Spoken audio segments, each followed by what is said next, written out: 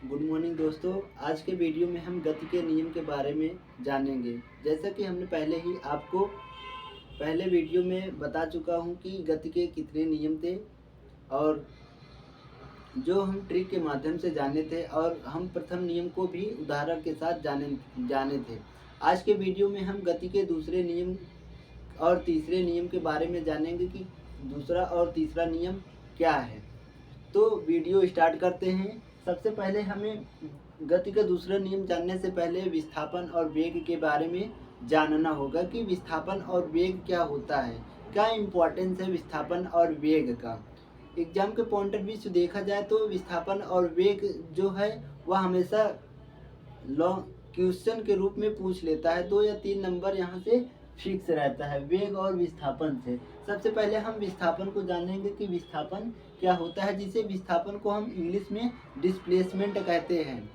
तो क्या होता है कि एक निश्चित दिशा में दो बिंदुओं के बीच की दूरी को हम विस्थापन कहते हैं।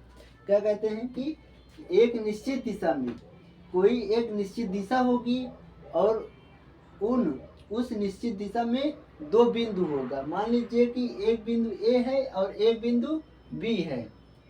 बीच की न्यूनतम दूरी ए और बी की बीच की जो न्यूनतम दूरी होगी, न्यूनतम कम से कम जो दूरी होगी उसे ही हम विस्थापन कहेंगे। और जो विस्थापन होगा वह एक सदिश राशि होगी। विस्थापन कैसी राशि होगी? सदिश राशि होगी। यह हमेशा पूछा जाता है कि विस्थापन कैसी राशि है, तो हम क्या बताएंगे कि विस्थापन एक सदिश राशि है। जो इसका विस्थापन की जो एसआई मात्रक होता है वह मीटर होता है। यह भी एग्जाम में पूछा जाता है कि विस्थापन का एसआई मात्रक क्या होता है। विस्थापन का जो एसआई मात्रक होता है वह मीटर होता है। तो अब हम जानेंगे कि वेलोसिटी क्या होती है या वेग क्या होता है। किसी वस्तु की विस्थापन की दर को या एक निश्चित दिशा में प्रति सेकंड वस्तु द्वारा तय की गई दूरी को वेग कहते हैं। मान लीजिए कोई एक निश्चित दिशा है या उस निश्चित दिशा में, मान लीजिए कि यहाँ से कोई निश्चित दिशा है, एक इसकी निश्चित दिशा हो गई ना। निश्चित दिशा में प्रति सेकंड हर एक सेकंड में जो दूरी तय करेगा कोई वस्तु, यहाँ से हर एक सेकंड में यहाँ से लेकर यहाँ तक जितना भी प्रति सेकंड में जितनी दूरी तय करेगा वह क्या होगा? वेग होगा। और जो वेग है वह एक अदिश राशि है। वेग कैसी राशि है हमारी? वेग एक अदिश राशि है। वेग की जो एसआई मात्रक होता है वह मीटर पर सेकंड होता है। एग्जाम में पूछा जाता है कि वेग कैसी राशि है, तो हम क्या बताएंगे? वेग एक अदिश राशि है और इसका एसआई मात्रक जो है वह मीटर पर सेकंड है।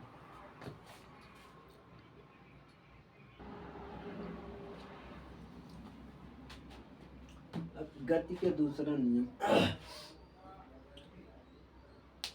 किसी वस्तु के संवेग परिवर्तन की दर उस पर लगने वाले बल के समानुपाती होता है और इस संवेग परिवर्तन की दिशा जो है वह हमेशा बल की दिशा में होगी।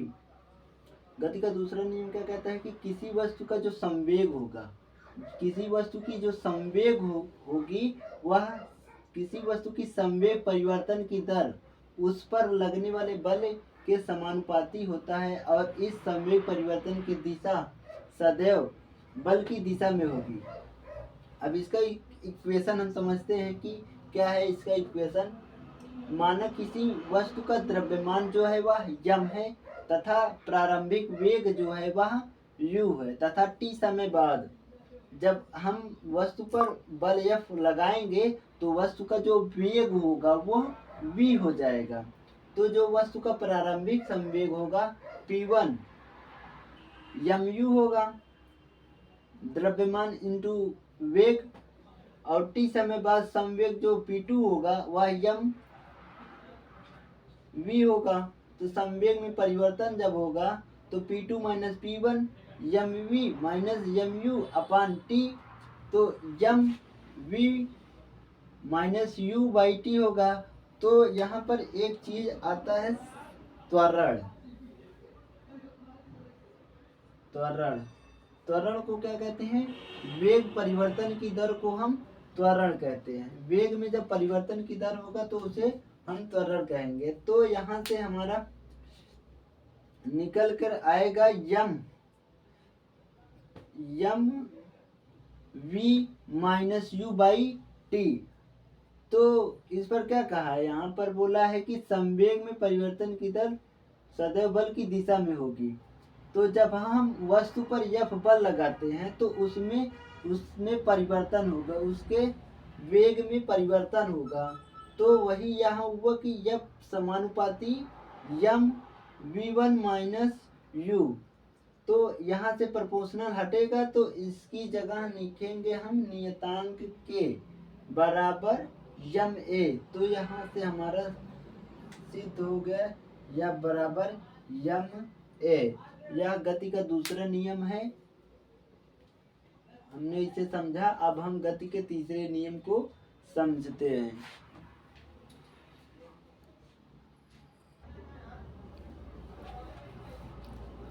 अब हम गति के तीसरे नियम के बारे में जानेंगे कि गति का तीसरा नियम क्या होता है। पहले हम आपको उदाहरण बता देते हैं, उसके बाद हम गति के तीसरे नियम के बारे में जानेंगे। क्या होता है कि जैसे कि हम कभी कभी गुस्से में हम दीवार पे तेज़ी से हाथ को मार देते हैं या पैर को किसी तेज़ी से मार देते हैं। तो जितनी तेज़ी से हम दीवार में मारते हैं उतनी ही तेज़ी से दीवार हमें अपनी प्रतिक्रिया विपरीत दिशा में हमें धक्का देकर मारती है। मारती वह भी है, लेकिन हमें लगता है कि हम ही दीवार में मार रहे हैं, तो वह भी प्रतिक्रिया करती है और हमारे हाथों में चोट लग जाता है। और कभी कभी ऐसा होता है कि हम पानी में तैरने के लिए जाते हैं तो हम पानी को पीछे की तरफ ठेलते हैं तो पानी हमें आगे की तरफ ठेलती है। तो यहाँ भी क्रिया और प्रतिक्रिया का उदाहरण हुआ। तो हम जानते हैं कि गति का तीसरा नियम क्या था। गति का तीसरा नियम था कि प्रत्येक क्रिया सदैव बराबर तथा विपरीत प्रक्रिया होती है।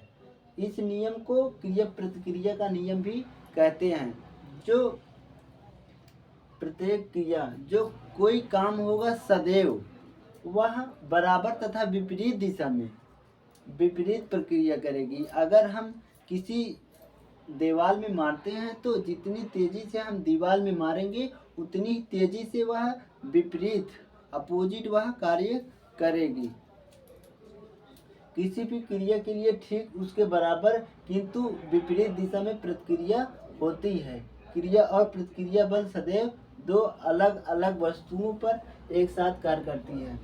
तो आज के वीडियो में हमने गति के दूसरे नियम और तीसरे नियम के बारे में जाना और विस्थापन और वेग के बारे में भी जाना। तो अब हमारा टॉपिक यहीं से समाप्त होता है। अब कोई अगला टॉपिक हम आपके लिए लेकर आएंगे बोर्ड एग्जाम के पॉइंट ऑफ व्यू से। तब तक के लिए धन्यवाद। मिलते हैं हम आपको अगले वीडियो में।